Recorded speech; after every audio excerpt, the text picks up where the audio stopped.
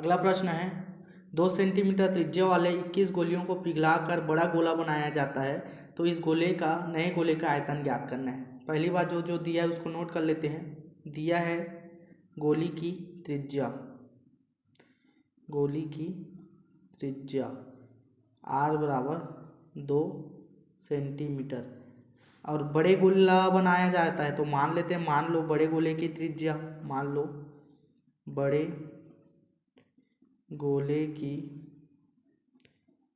त्रिज्या capital R बराबर, मान लो बड़े गोले की त्रिज्या क्या है, R है। ठीक, अब यहाँ पे बड़ा गोला का आयतन में प्रसार होगा तभी तो नया गोला बनेगा। तो बड़े गोला का आयतन, चूंकि बड़े गोले का आयतन बराबर 21 गुणा गोलियों का आयतन,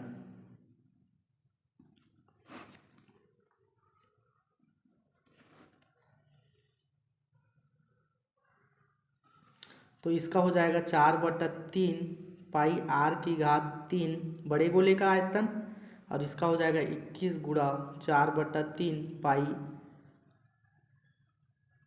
r की घात 3। ठीक है, तो यहाँ पे हल करते हैं। 4/3 पाई 4/3 पाई कैंसिल हो जाएगा, तो r की घात 3 बराबर क्या हो जाएगा, 21 गुणा 2 की घात 3, तो r की घात 3 बराबर होगा 21 गुणा 2 गुणा 2 गुणा 2, 2 दूनी 4, 4 दूनी 8, तो r की घात 3 बराबर हो जाएगा,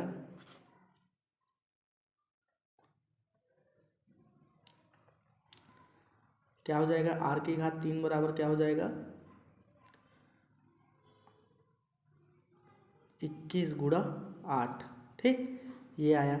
अब अपने को क्या निकालना है, बड़े गोले का आयतन निकालना है। तो बड़े गोले का आयतन बराबर होगा 4/3 पाई r की घात 3, 4/3 पाई r की घात 3 का मान कितना है, 21 गुणा 8 है, 3 सत्ते 21, बचा अपने पास क्या, 4 गुणा 7 गुणा 8, 8 ही 7 ही 56, 56 चौक 224 पाई, ये हमारा आंसर। घन सेंटीमीटर आयतन निकालना था। प्रश्न इंपॉर्टेंट है, पेपर में भी बार बार पूछा जाता है इसको। ठीक है, ध्यान देंगे। अगला प्रश्न है 2 गोलों के आयतनों का अनुपात 64:27 है, उनके पृष्ठीय क्षेत्रफल के अनुपात ज्ञात करना है। तो ध्यान देना, हल करते हैं, जो दिया इसको लिख लेते हैं।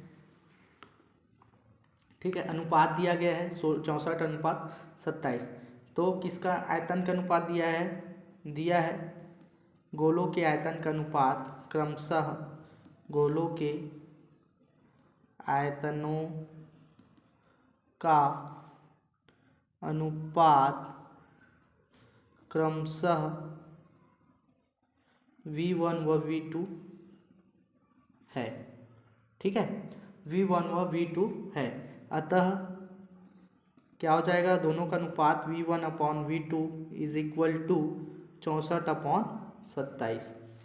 तो गोले का आयतन का पृष्ठीय क्षेत्रफल क्या होता है, 4/3, गोले का आयतन क्या होता है, 4/3 पाई r1 की घात 3, और इसका होगा 4/3 पाई r2 की घात 3 बराबर 64/27।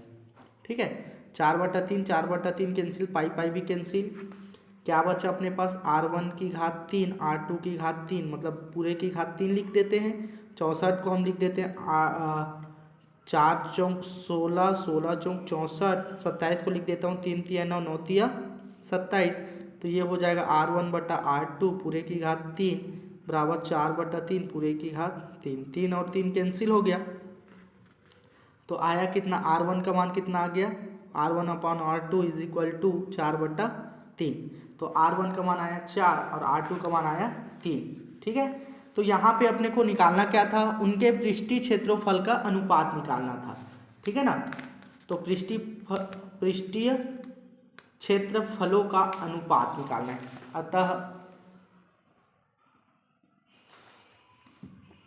अतः गोलों का पृष्ठीय क्षेत्रफलों का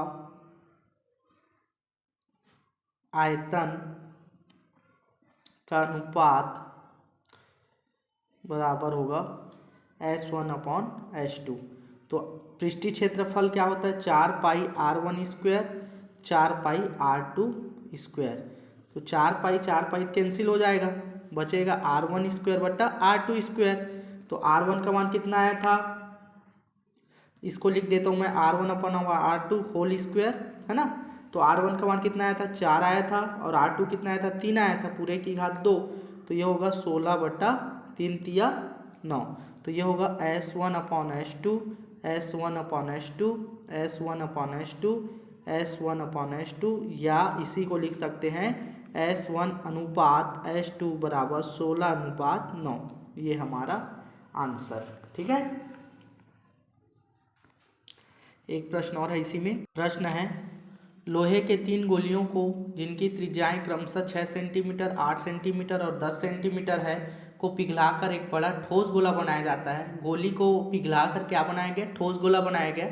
बनाए गए नए गोलों की संख्या, बनाए गए नए गोलों की त्रिज्या ज्ञात करना है। तो पहली बात दिया है, उसको लिख लेते हैं। दिया है गोले की त्रिज्याएं क्रमशः, दिया है गोलियों की त्रिज्याएं क्रमशः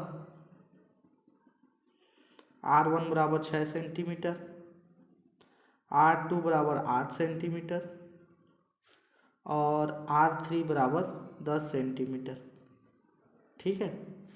तो मान लेते हैं नए गोले की त्रिज्या निकालना है। तो मान लो बड़े ठोस गोले की त्रिज्या R, ठीक है। तो यहाँ पे ध्यान देना, नए गोले की त्रिज्या अपने को निकालना है। तो नए गोले का आयतन में क्या होगा, प्रसार होगा। तो नए गोले का आयतन और तीनों गोलों के आयतन, है ना। तो यहाँ पे लिखेंगे, चूँकि नए गोले का आयतन बराबर 3 गोलियों का आयतन, तीनों का अलग अलग लगेगा सूत्र। नए गोले का आयतन मतलब 4/3 पाई r⁻3, ये हो जाएगा 4/3 पाई r1 की घात 3, 4/3 पाई r2 धन 4/3 पाई r3, ठीक है। तो यहाँ पे क्या होगा, 4/3 पाई r⁻3, 4/3 4/3 4/3 सब में बाहर है और पाई भी बाहर है। बचेगा r1 धन r2 धन r3, ठीक। 4/3 पाई और 4/3 पाई कैंसिल हो जाएगा, बचेगा r3 बराबर r1 r2 और r3। R1 R2 R3 का मान दिया गया है, उसको नोट कर देते हैं, रख देते हैं। R1 का मान 6 पूरे की घात 3, इसका 8 पूरे की घात 3, इसका 10 पूरे की घात 3। तो r1 बराबर हो जाएगा, 6 का 3 बार गुणा करेंगे, 6 एकम 6 छक्के 36, 36 छक्के 216, 8 8 64, 64 8 512 और 10 दाहम 100, 100 दाहम 1000। तो ये हो जाएगा r3 बराबर 1728। 1728 किसका वर्गमूल है, किसका घनमूल है, 12 का। तो r3 बराबर 12 पूरे की घात 3। r कैंसिल हो गया, तो r बराबर कितना आ गया, 12 सेंटीमीटर। तो ये था अपना गोलियों से, मतलब गोलों के पार्ट से प्रश्न था, ठीक है। बहुत ही सरल प्रश्न था। अंतिम प्रश्न वाली 5 है। इसमें प्रश्न है, अर्धगोले पर शंकु के आकार का एक ठोस स्थित है। इन दोनों की त्रिज्या 1 सेंटीमीटर है। के बराबर है, शंकु की ऊंचाई उसकी त्रिज्या के बराबर है, तो ठोस का आयतन पाई के रूप में ज्ञात करना है अपने को। ठीक है, जो जो दिया है उसको नोट कर लेते हैं। दिया है अर्धगोला, तो दिया है अर्धगोले की त्रिज्या r1 तथा शंकु की त्रिज्या r1 बराबर 1, शंकु की त्रिज्या को r2 मान लेते हैं, जिसका मान भी कितना दिया है, 1 सेंटीमीटर दिया है। मतलब दोनों की त्रिज्या कितना सेंटीमीटर दिया है, 1 सेंटीमीटर दिया है। अब यहाँ पे शंकु ऊंचाई को भी 1 ही सेंटीमीटर बताया गया है, शंकु की ऊंचाई को भी 1 सेंटीमीटर बताया गया है। ठोस का आयतन निकाल लेना है, तो शंकु की ऊंचाई h बराबर 1 सेंटीमीटर। ठीक, ठोस का आयतन निकालना है, तो संयुक्त ठोस का आयतन बराबर हो जाएगा, सभी का आयतन निकाल लेंगे इस ठोस अर्धगोले ठोस का। ठीक है, तो शंकु का ठोस का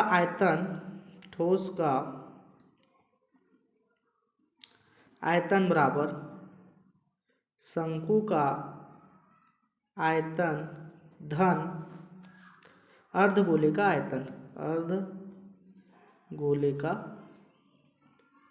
आयतन। ठीक है, तो शंकु का आयतन का क्या सूत्र होता है, 1/3 पाई r1 की घात 2h धन 2/3 पाई r2 माने हैं इसको 3। ठीक है ना,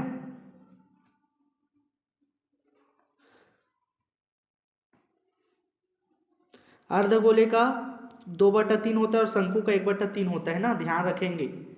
तो इसको हल करते हैं, 1/3 पाई r की घात 2h धन 2/3 पाई r की घात 3 है ना।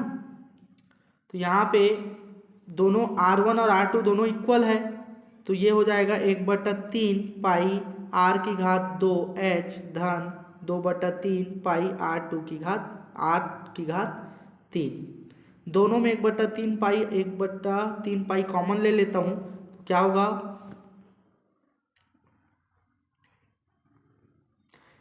1/3 पाई r की घात 2 बचेगा क्या इसमें, h धन 2r।